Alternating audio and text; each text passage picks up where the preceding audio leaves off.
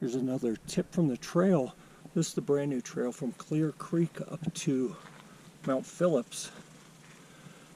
What you can see here, this is the high side, this is the critical edge.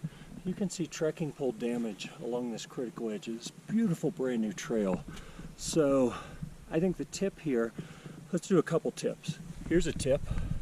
I like these really big trekking pole tips that spread the impact out and don't make holes like you see down here that cause the critical edge to erode.